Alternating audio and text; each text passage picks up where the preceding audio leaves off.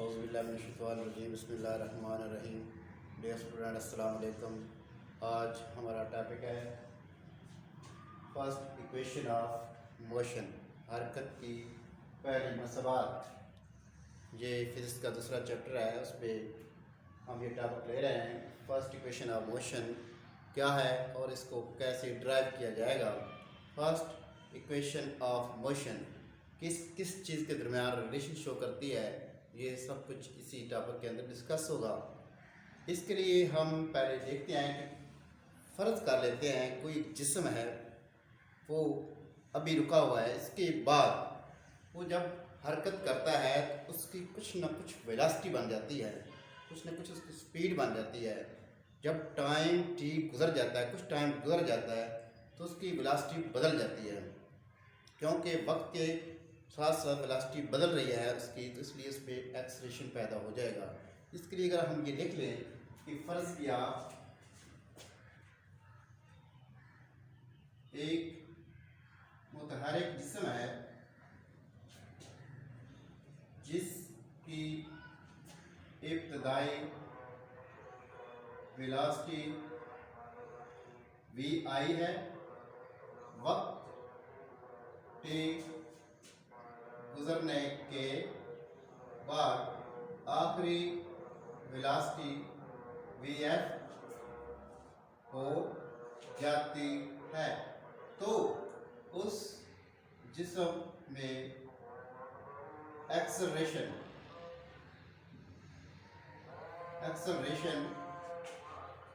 पैदा होता है। देखिए, फ़र्ज़ किया एक मुतहरिक जिस्म है, ये जिस्म है अभी इस टाइम रुका हुआ है, इसकी वेलोसिटी क्या है, ज़ीरो है, क्योंकि टाइम जो है वो भी ज़ीरो है। जो ही टाइम स्टार्ट होगा तो यहाँ से जब ये जिस्म यहाँ पे आएगा तो इसकी वेलोसिटी वी आई हो जाएगी, और कुछ टाइम टी गुजरेगा तो इसकी आखिरी वेलोसिटी वी एफ हो जाएगी, क्योंकि इसने वेलोसिटी चेंज की है टाइम के लिहाज से। तो पहली वेलोसिटी आखिरी वेलोसिटी में बदल गई है। अगर इस जिस्म को इससे आगे देखेंगे तो जिस्म रुक भी सकता है। अगर इस पे देखा जाए तो वेलोसिटी चेंज हो रही है टाइम के साथ साथ, ज़्यादा इस पे क्या पैदा हो रहा है, एक्सेलरेशन पैदा हो रहा है। इस एक्सेलरेशन को एक्सप्रेस करने के लिए हम ग्राफ की मदद लेते हैं। देखिए, ग्राफ वही एक वर्टिकल लाइन है और एक हॉरिजॉन्टल लाइन है, क्योंकि हम स्पीड टाइम ग्राफ बना रहे हैं, तो स्पीड टाइम क्योंकि इंडिपेंडेंट क्वांटिटी है और इसको अलोंग एक्सिस लिया जाता है, और स्पीड आपकी डिपेंडेंट क्वांटिटी है, उसको अलोंग वाई एक्सिस लिया जाएगा। अगर ग्राफ में देखा जाए ये पॉइंट दोनों के लिए ज़ीरो है, तो वेलोसिटी तब होगी जब थोड़ी सी वो हरकत करेगी। तो इसलिए हम इसको ग्राफ ज़ीरो पॉइंट से नहीं ले सकते, किसी थोड़े से ऊपर वाले पॉइंट से हम स्टार्ट करते हैं। जो टाइम बढ़ेगा तो स्पीड भी इसकी बढ़ रही है, तो यहाँ पे अगर देखा जाए तो इसकी पहली वेलोसिटी वी आई है, जो टाइम गुजरेगा वेलोसिटी भी बढ़ती जाएगी, और आखिर में यहाँ पे इसकी वी एफ हो जाएगी। अगर इधर से देखा जाए तो इस लाइन पे वी एफ को ये शो कर रहा है, तो ये एक स्लोप बनती जाएगी। अगर इस स्लोप को देखा जाए तो इसको हॉरिजॉन्टल लाइन की तरफ एक परपेंडिकुलर है, परपेंडिकुलर अलोंग एक्सिस हो गया है।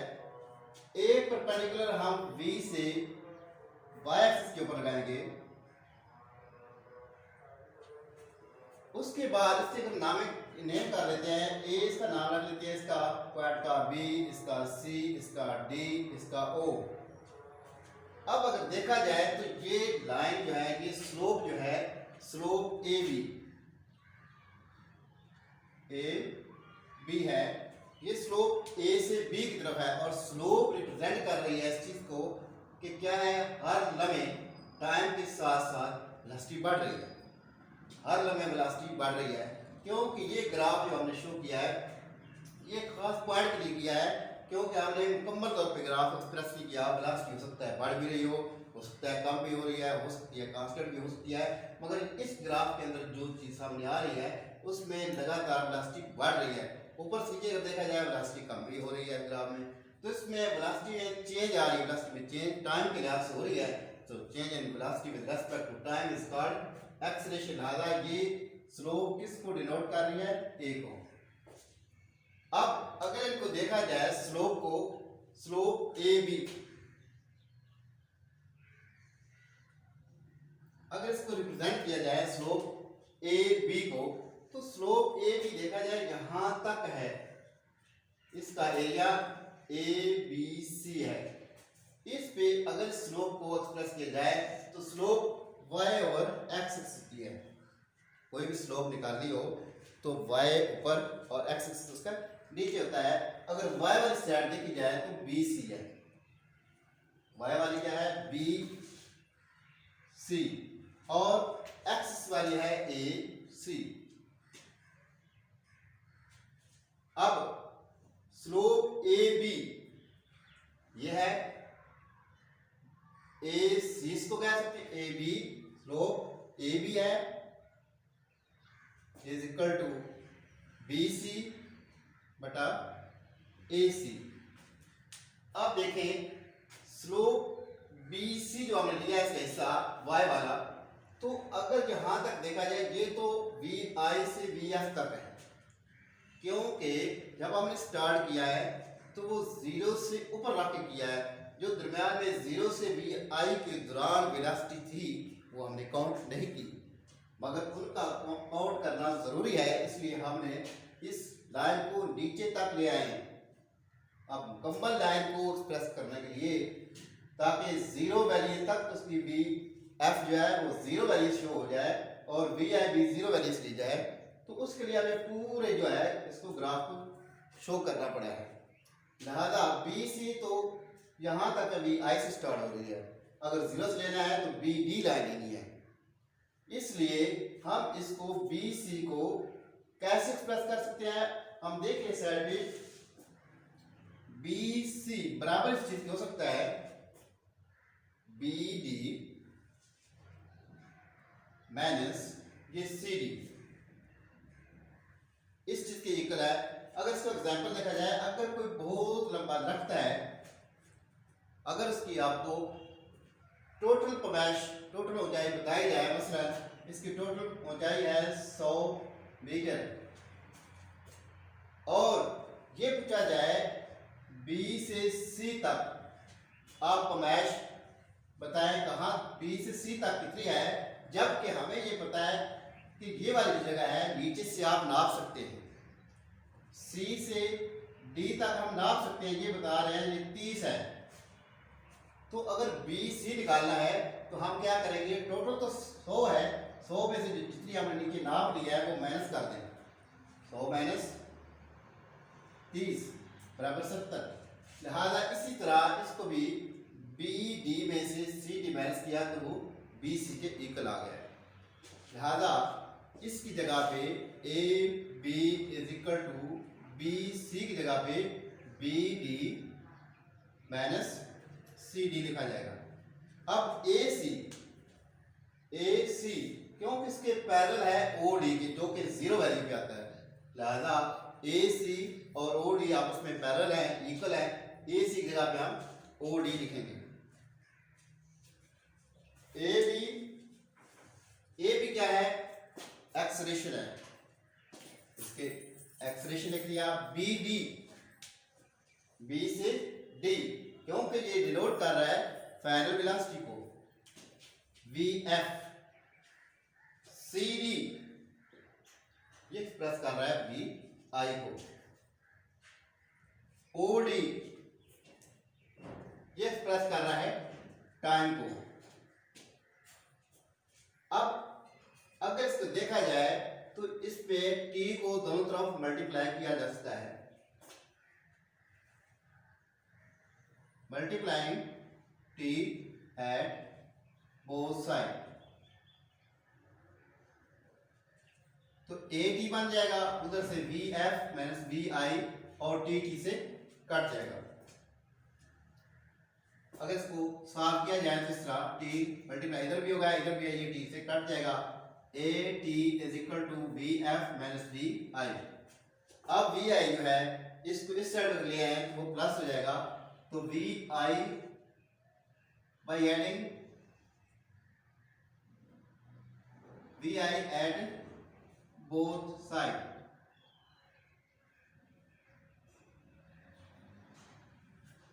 तो बन जाएगा V I plus A T is equal to V F minus V I plus V I. V I cut जाएंगे, लिहाजा V F is equal to V I plus A T. ये हमारी फर्स्ट इक्वेशन आ चुकी है। First equation कैसी हुई?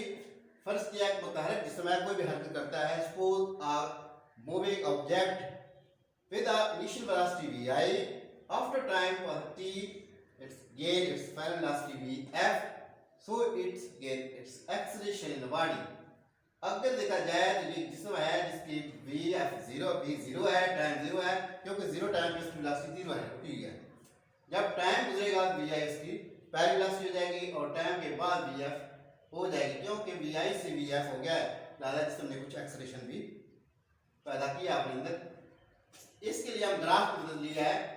Graph में देखा जाए यहाँ से 0 दोनों की वैल्यू है, t हमने एक्सिस लिया है और v जो है हमने y एक्सिस, t क्योंकि इंडिपेंडेंट है और स्पीड जो है वो डिपेंडेंट है।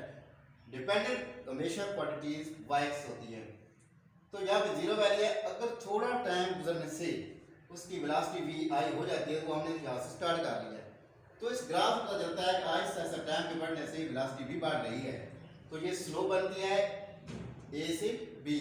अगर स्लोप को हम निकाला जाए तो स्लोप ए बी का बी सी और ए सी तक रिलेशन है, तो उस पर हमने इसकी वैल्यू लगाई है। स्लोप हमेशा y ऊपर होता है, एक्स नीचे होता है, तो ए बी बराबर y बाई एक्स, y की बी सी है और x की ए सी है। A B is equal to B C बटा ए सी। अब बी सी की वैल्यू निकालने के लिए बी डी में से सी डी माइनस किया और उसकी वैल्यू पुट कर दी। उसके बाद इनकी वैल्यू जब हमने ग्राफ में देखी, ए बी ए को ज़ाहिर कर रहा है, बी डी बी एफ को, सी डी बी आई को, ओ डी टाइम को। उसके बाद टाइम को दोनों तरफ मल्टीप्लाई किया, A D is equal to B I minus V I को दोनों तरफ हमने प्लस किया है, तो इधर से बी आई कट गया और इधर से बी आई शामिल हो गया। अब ये इक्वेशन है फर्स्ट, ये किस किस के दरमियान रिलेशन बता रही है? V F final velocity, V I initial velocity, A acceleration,